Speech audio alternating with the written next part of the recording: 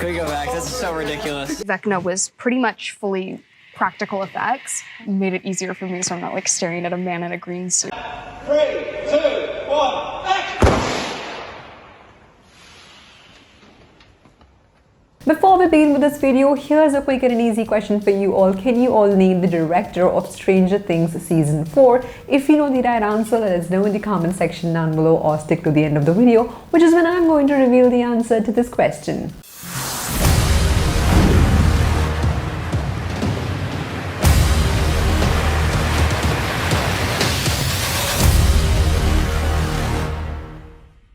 Hey guys, and welcome to FilMonger Entertainment, your #1 source for all things films and movies. And in today's video, we are going to compare Stranger Things Season 4 and Marvel Movies CGI. Ow!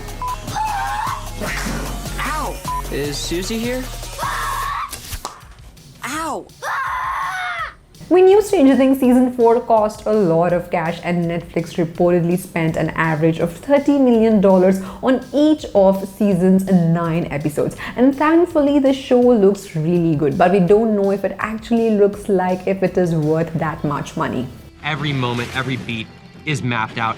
Talking about a month-long process just for that 15 seconds. It's really exciting when those shots finally come together and all the elements. Sometimes he would have a tennis ball at the top of his head to show us how tall the Demogorgon was. We didn't want to be using CG people on top of a CG, so we weren't able to do it all in one shot. Sure, not all Stranger Things plots are really well right now, as the bloat is very strong with this season, but when Stranger Things Season 4 wanted me to feel the danger, it worked, and it worked very well. He was covered in like KY jelly and lube and a kind of a wet looking gel, so we gave Vecna this kind of glossy sort of look every day. That was our last part of the application process. Our last 10-15 minutes would be the 4 of us literally getting this product all over him to make him look really, really glossy. And occasionally he would meet producers or some of the other cast members. They'd come up, shake his hand and just regret it immediately because they were covered in slime. So why am I bringing up one of the best Netflix shows in contrast to Marvel? Because I can't stop thinking about how Doctor Strange 2 failed us.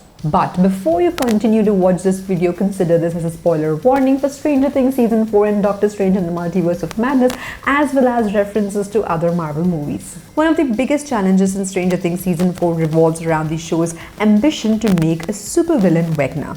While this beast has a tragic backstory that is well told with flashbacks, the story of Vecna takes place in the show's present day as well, both in the Upside Down and inside the minds of our heroes, in scenes that appear to be our reality.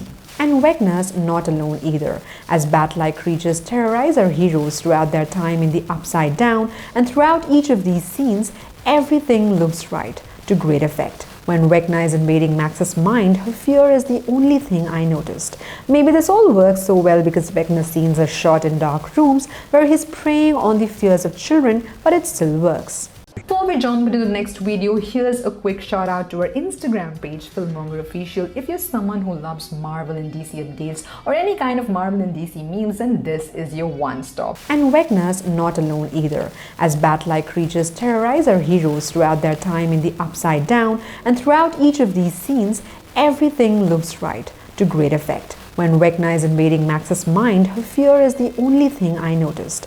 Maybe this all works so well because Vecna's scenes are shot in dark rooms where he's preying on the fears of children, but it still works. Similarly, the creepy bats that attack Steve, Robin, Nancy and Eddie all look like actual bats that were CGI modified.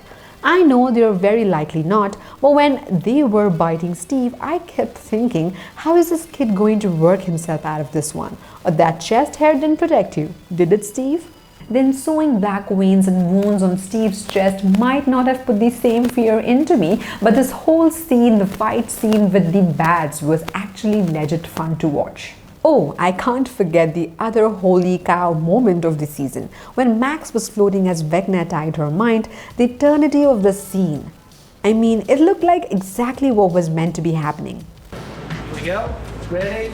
And 3, 2, 1, go!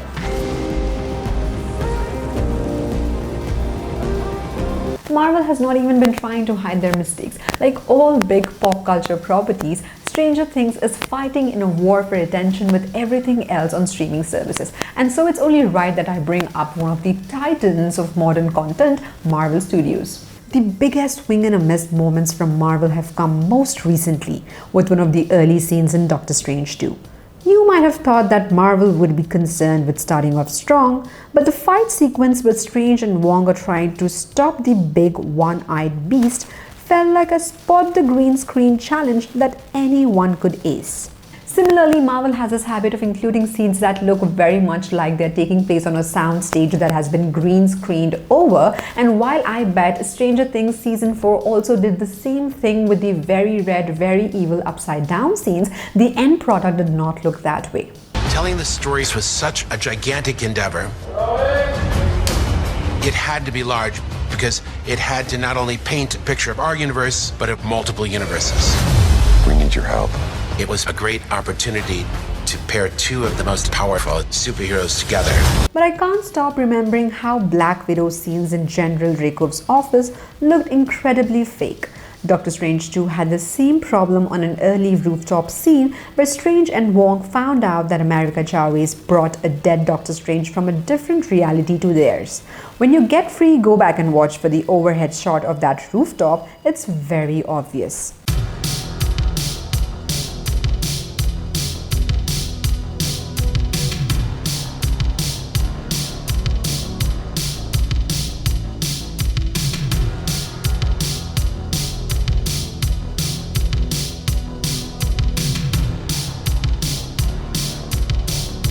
These are in the first terrible CGI moments in Marvel movies. Remember Bruce Banner's head looking like it was completely fake inside the Hulkbuster armor in Infinity War? The awkward Killmonger versus T'Challa fight sequences in their armor. Marvel doesn't always see the need to go back and make things look perfect.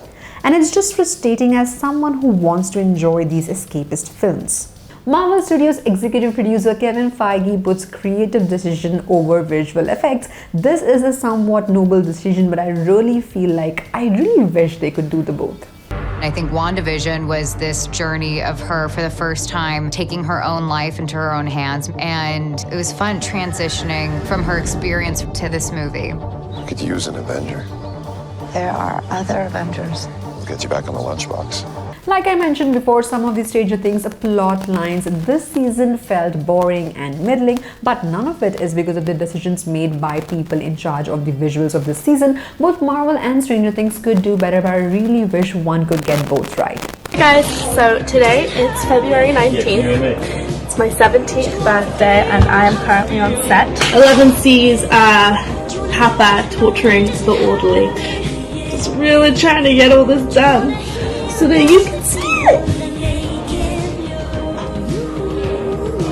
Agosto, September, October, November, December. Happy birthday to me. To you. Tudor, say hello. It's like it's mixed with here. This is Tudor. Then what I do is I open up my hand warmers every morning. And I have a mouth sore. It's a stress-related thing. Alright guys, that's it for today's video, and the answer to the question I asked you all at the beginning of the video is Ross and Matt Duffer. If you got this answer right and you are a true Stranger Things fan, alright guys, we'll see you around next time with another brand new video. Till then, keep watching FilMonger Entertainment. Bye guys! Here we go. Ready? And 3, 2, 1, go!